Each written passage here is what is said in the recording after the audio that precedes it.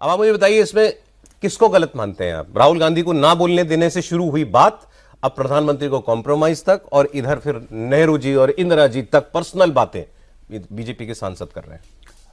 देखिए, मुझे ये लगता है, और इसलिए शायद आपने मुझे बुलाया भी है, तो मतलब मुझे तो ये लगता है कि संसद की एक गरिमा होती है, और संसदीय राजनीति में जो संसद है, संसद प्रामाणिकता का सदन माना जाता है, सर्वोच्च सूचना का सदन माना जाता है, और विमर्श का उससे बड़ा कोई आधार नहीं हो सकता, विमर्श का कोई सदन उससे नहीं हो सकता। ये जो पार्लियामेंट शब्द है ना, मैं एक टीचर की भूमिका में बता दूं, पार्लियामेंट आता है पार्लर से, और पार्लर का मतलब होता है विमर्श और बातचीत। अच्छा, सबसे बड़ी बात तो ये है। तो अगर संसद में कुछ भी कहा जाए जो कम से कम रिकॉर्ड पे होता है, वो प्रामाणिकता से कही जानी चाहिए।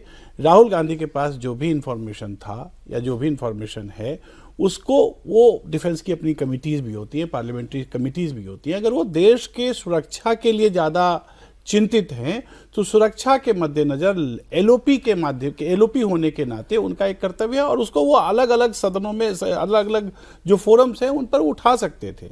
लेकिन मुद्दा वो नहीं था, मुद्दा अब हुआ ये कि उसका एक चेन रिएक्शन हो गया। जहां तक निशिकांत दुबे जी का सवाल है, निशिकांत दुबे मैं देख रहा था, निशिकांत दुबे जी ने भी मर्यादाओं को लांघा है। ऐसा नहीं है कि निशिकांत दुबे मर्यादा से बहुत बंधे हुए हैं और राहुल गांधी मर्यादा तोड़, दोनों ने मर्यादाओं को तोड़ा है, और दोनों से संसद जो है शर्मसार हुई है। इसमें किसी एक को हम ये नहीं कह सकते क्लीन चिट दे रहे हैं और किसी को।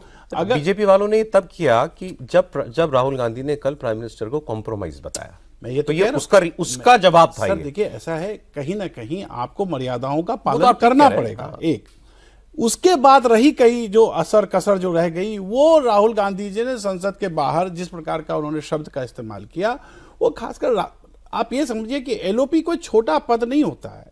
उस पद का एक आचरण है, उस पद की एक गरिमा है।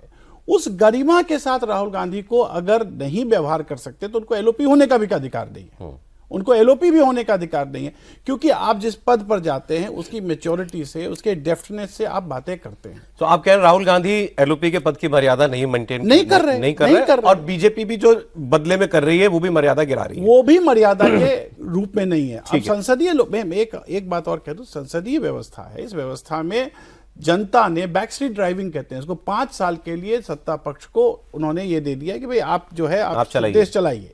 इनको उनकी कमियां निकालने का हक है, पर कमियों को निकालने का भी एक तरीका होता है। एक लास्ट बात आपको कह दूं कि अंग्रेजी में कहावत है कि it is not important what main do, what is important is the kind of main do what they do.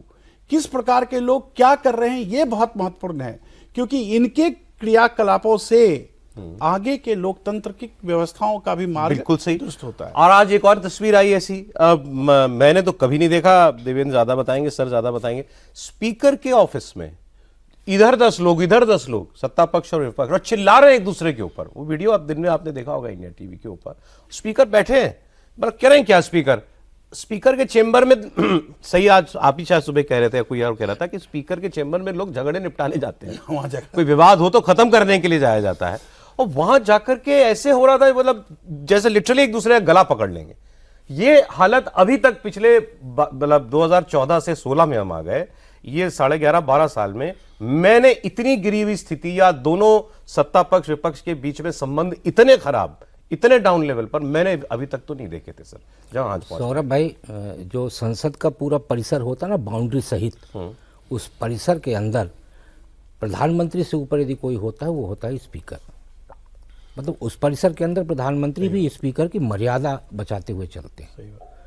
तो जिस परिसर में प्रधानमंत्री स्पीकर की मर्यादा बचाते हैं, वहाँ हर सदस्य की जिम्मेदारी होती है स्पीकर की मर्यादा बचा के चलने की। अब अपने यहाँ क्या है कि मर्यादा कहाँ तक पहुँच चुकी है, इसके लिए आप जगदीप धनखड़ जी के कालखंड को देखिए। कल्याण बनर्जी बाहर उनकी मिमिक्री निकाल रहे थे और राहुल गांधी जी वीडियो बना रहे थे। तो अपने यहाँ क्या है ना कि चाहे राज्यसभा के उपसभापति का मामला हो, चाहे लोकसभा के सभापति का मामला हो, एक उपहास बना दिया गया, उस मर्यादित पद को एक उपहास का कारण बना। टेबलों पे चढ़ के कागज फाड़ के फेंके गए हैं। इसके पहले भी देवेंद्र जी भी थे, इसके पहले भी 2004 से 14 का कालखंड था। 2004 से 9 के कालखंड में जो सबसे ज्यादा बाहुबली सांसद थे वो आरजेडी के सांसद थे। अच्छा। आरजेडी के सांसद बांस समेट के आते थे भारतीय जनता पार्टी के सांसदों को धमकाने के लिए, प्रत्यक्ष आप देखिए उसमें। अच्छा। बांस समेट के आते यूपीए सरकार में? यूपीए सरकार, यूपीए 1 में। लेकिन वो भी जहां पे उनकी पूरी कमेटी बैठती है स्पीकर के नीचे, जो एक राउंड टेबल होता है वहां बैठते, वहां से वो वापस चले जाते थे। अच्छा। तो इतनी मर्यादा थी कि हमें वो 10 फलनांग को बचा के चलना है।